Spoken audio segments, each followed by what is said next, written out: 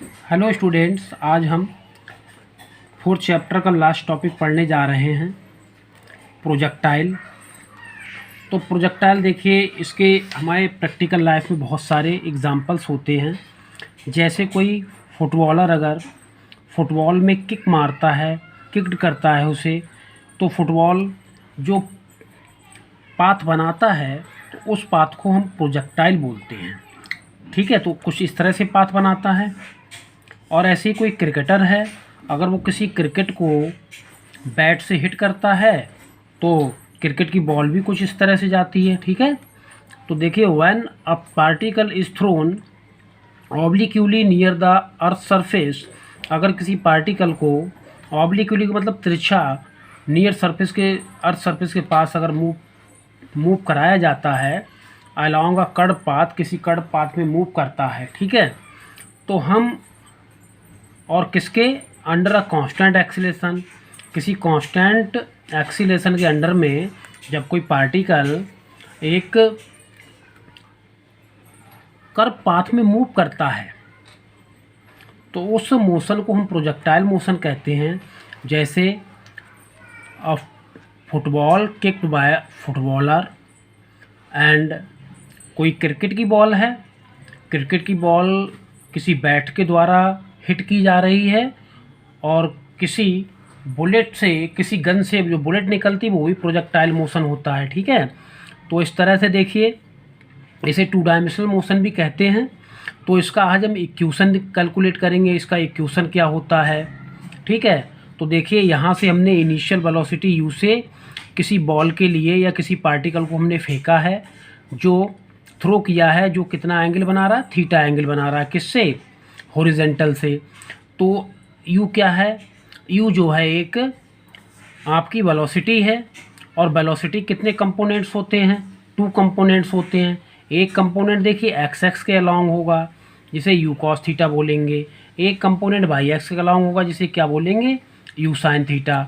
Already इस चीज़ को हम पढ़ा चुके हैं। जैसे हमने किसी वेक्टर ए के 2 कंपोनेंट किए थे, एक कंपोनेंट हमारा एक्स एक्स के अलोंग था, दूसरा किसके अलोंग था, वाई एक्स के अलोंग।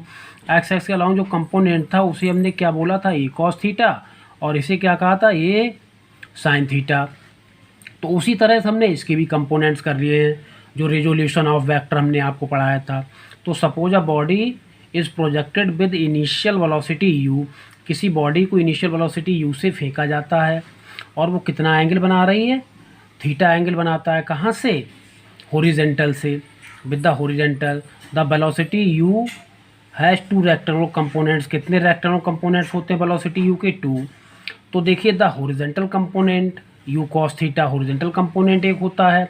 हॉरिजॉन्टल कंपोनेंट जो है रिस्पॉन्सिबल होता है हॉरिजॉन्टल डायरेक्शन को कवर करने के लिए। विच रिमेन्स कांस्टेंट, जो क्या रहता है, कांस्टेंट रहता है, मतलब जी का इस पर कोई भी इफेक्ट नहीं पड़ता है। The vertical component u sine theta, दूसरा कंपोनेंट होता है वर्टिकल, जो u साइन थीटा होता है। ठीक है, अब इस पर देखिए, u साइन थीटा ऊपर की तरफ है, और एक्सीलरेशन ड्यू टू ग्रेविटी नीचे की साइड होता है, तो ये इफेक्टेड करता है यू साइन थीटा को।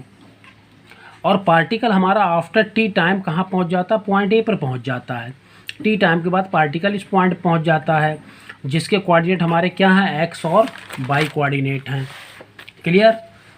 तो इक्वेशन ऑफ ट्रेजेक्ट्री, हम इसका ट्रेजेक्ट्री का इक्वेशन निकालेंगे। इक्वेशन कैसा होता है भाई, इसका पाथ कैसा होता है। ठीक है, तो suppose the body reaches the point p, जैसे ऑलरेडी मैं बता चुका हूँ इसे, तो इसके कोऑर्डिनेट कितने, x y after time t. तो इसका मतलब क्या है कि कोई पार्टिकल एक्स एक्स के अलोंग भी मूव करेगा और वाई एक्स के अलोंग भी मूव करेगा। The horizontal distance covered by the body in time t, तो हॉरिजॉन्टल डिस्टेंस जो बॉडी कवर करेगी, तो horizontal distance is equal to horizontal velocity into time t. Horizontal velocity क्या है, यू एक्स, टाइम क्या है, टी। यू एक्स का value हमारा u cos theta into time t. यहाँ से टी का वैल्यू निकालेंगे तो एक्स अपॉन क्या आ जाएगा, you cos theta. Equation first हो गया। इसी तरह जो वर्टिकल डिस्टेंस देखिए कवर करेगा, तो वर्टिकल डिस्टेंस के लिए सेकंड इक्वेशन ऑफ मोशन लगा देंगे। ठीक है, यहाँ पर हम ये भी यूज कर सकते हैं, h equal to u t और minus half g t square.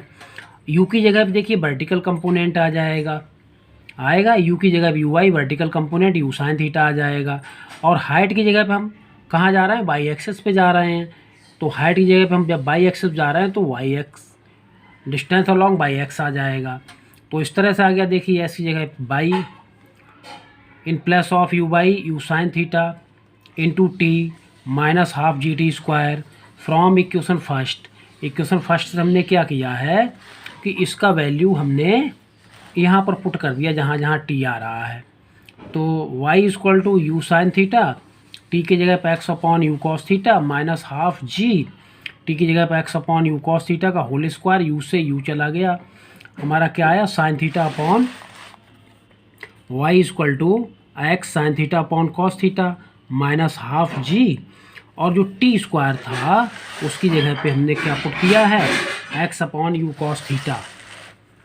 ठीक है, तो x square upon u square cos square theta, तो sine theta upon cos theta क्या हो गया, tan theta and x minus two u square cos square theta, two u square cos square theta और into x into ji.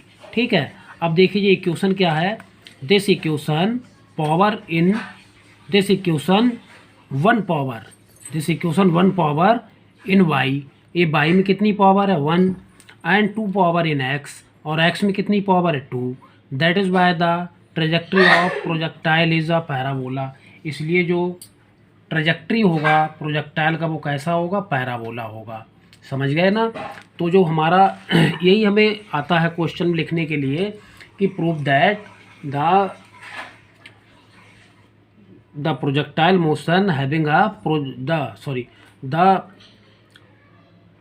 Projected particle having a parabola, कि parabola रखता है। मान लीजिए अगर कोई प्रोजेक्टेड पार्टिकल है तो वो कैसा होता है, एज ए पैराबोला होता है, क्योंकि ये पैराबोला इक्वेशन जनरली कैसे इक्वेशन होते हैं कि 1 पावर यहाँ पर बाई है और 2 पावर एक्स है, तो this is the parabolic equation. तो इसलिए ट्रेजेक्ट्री कैसा है, इसका पाथ ट्रेजेक्ट्री मीन्स इसका पाथ कैसा बन रहा है, पैराबोलिक बन रहा है। क्यों बन रहा है पैराबोलिक, क्योंकि पैराबोलिक इसलिए बन रहा है क्योंकि हमने यहाँ पर पैराबोला का इक्वेशन प्रूव किया है। एक इक्वेशन होता है पैराबोला का। ठीक है, 1 पावर किसी एक में है और 2 पावर किसी दूसरे में है, 1 पावर वाई में है और 2 पावर किस में है, एक्स में है, तो this is the parabolic equation. तो इसका मतलब जो ट्रेजेक्ट्री है प्रोजेक्टाइल का वो कैसा है, पैराबोलिक है। Okay, thank you.